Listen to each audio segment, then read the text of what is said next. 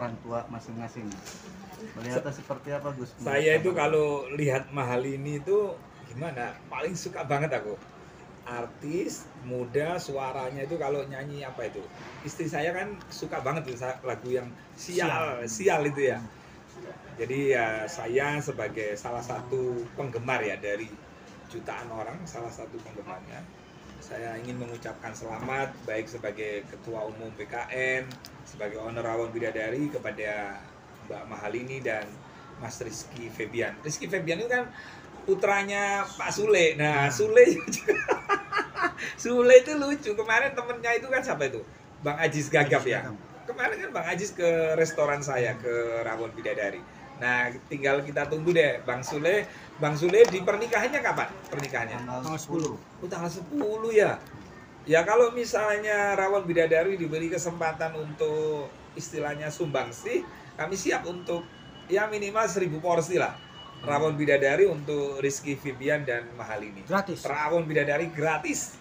Nah, Untuk yang resepsi penting Mbak Mahalini atau Mas Rizky atau Bang Sule telepon saya. Nanti kita datangkan tim, kita kasih gratis Rawon Bidadari. Ada menu baru itu kan empal gepuk ya. Jadi gini, kenapa sih saya tuh kalau kepada artis-artis yang misalnya melakukan hal-hal positif termasuk pernikahan, saya selalu terpanggil untuk memberikan voucher-voucher gratis itu. Karena yang namanya sedekah itu tidak harus kepada orang yang tidak mampu, tetapi kepada orang baik, artis yang baik, itu juga bagian penting dalam membangun kebersamaan, dalam rangka pokoknya orang baik harus kita berikan peduli. Berarti Gus sendiri akan memberikan kado juga untuk pasangan muda ini, makan gratis Rawon Bidadari seumur hidup atau gimana? Nah gini, kalau untuk kedua mempelai dan keluarganya Bang Sule misalnya, Mbak Mahalini, itu free gratis seumur hidup. Ini dengarkan ya. Saya kasih voucher gratis seumur hidup makan rawon bidadari, kebuli bidadari, nasi besek bidadari. Tapi itu yang di Kediri. Nah itu kita kasihkan voucher gratis. Tetapi kalau misalnya Bang Sule, Bang Rizky pada kesempatan ini, kalau saya diberikan kesempatan misalnya di telepon nih, Cak Ovi, tadi saya lihat tayangan, apa benar mau ngasih istilahnya ikut berperan ya? Karena pernikahan itu merupakan sunnah Rasulullah dan itu memang diajarkan agama. Kalau sudah usia daripada fitnah-fitnah kan itu, ya memang lebih baik dilangsungkan pernikahan. Karena dengan pernikahan itu akan muncul apa ya? Menuangkan cinta itu lebih mendalam lagi. Lebih dan dampaknya akan baik. Makanya insya Allah ini tanggal berapa? Tanggal 6 ya? Waduh, 4 hari ya? Ya enggak apa-apa, paling lambat besok Bang Sule harus nelpon saya. Oke, siap rawon bidadari 1000 porsi gratis. Nah, tak siapkan sudah. Udah, kita di mana sih acaranya?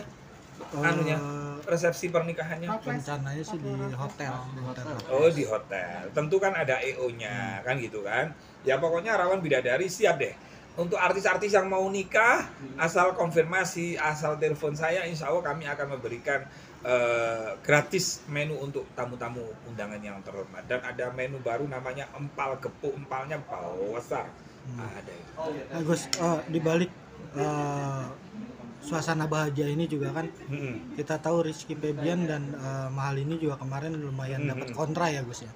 Karena disebut pernikahan beda agama awalnya. Tetapi sekarang dapat kabar bahwa Mahalini sudah memeluk agama Islam, maksudnya sudah mualaf. Iya. Nah, Gus melihatnya seperti apa nih? Nah, saya melihatnya, saya tidak mau. Nah, ini kemarin Ajis Gagap ya, temannya Bang Sule. Nah, kalau misalnya dengar kabar Mbak Mahalini menikah dengan Mas Rizky karena mualaf, ya monggo itu pribadi mereka. Saya tidak mau statement saya harus bahagia, tidak. Karena ketika berpindah agama, saya tidak ingin menyakiti hati saudara-saudara saya yang beragama non-muslim itu tadi gitu loh. Itu. Jadi biasanya kan kalau ada orang masuk Islam, kita kayak bangga, kita kayak senang. Saya menjaga betul untuk itu. Jadi biarlah mereka menikah, mau mualaf atau tidak, atau memang mu'alaf, itu urusannya mereka berdua.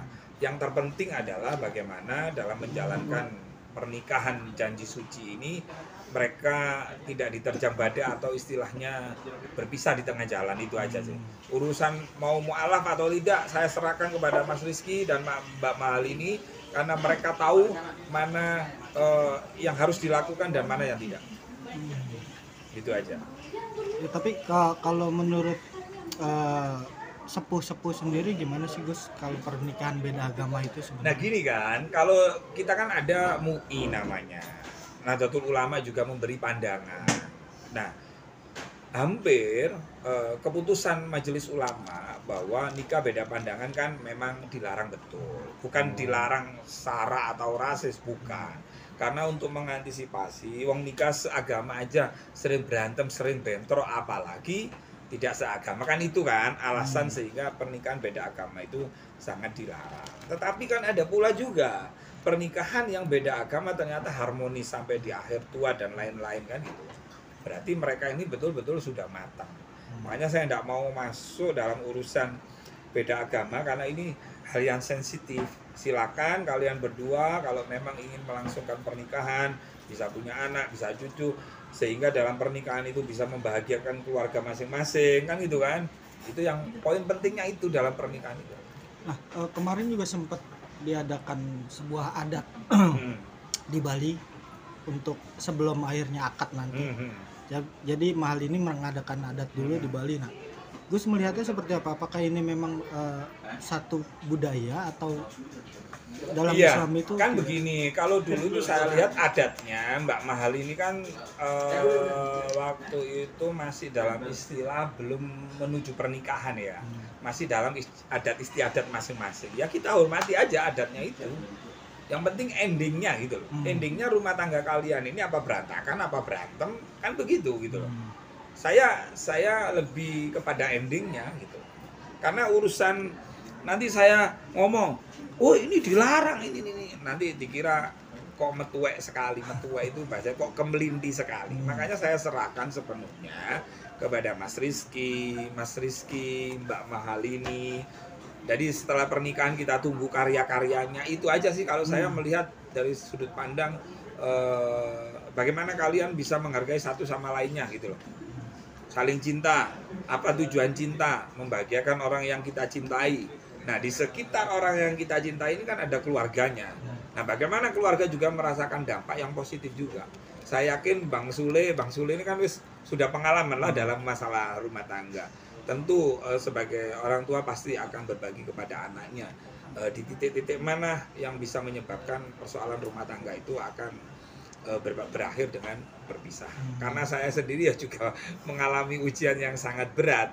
Tapi kita yakin kepada Allah, wa may yattaqillaha yaj'al lahu makhraja wa yarzuqhu min haitsu la yahtasib. Kata Allah, barang siapa yang bertakwa kepada aku, maka aku akan berikan jalan keluar. Jadi orang hidup itu pasti dapat ujian, Mas. Ujiannya macam-macam, kalau nggak anak sakit, istri sakit, atau kita pisah, macam-macam ujian itu. Nah tinggal bagaimana ketika kita dikasih Allah ujian, kita mampu mengelola, kita mampu tidak terpancing. Kalau misalnya, mohon maaf, kemarin misalnya kita di blow up habis-habisan, terus apakah kita harus membalas?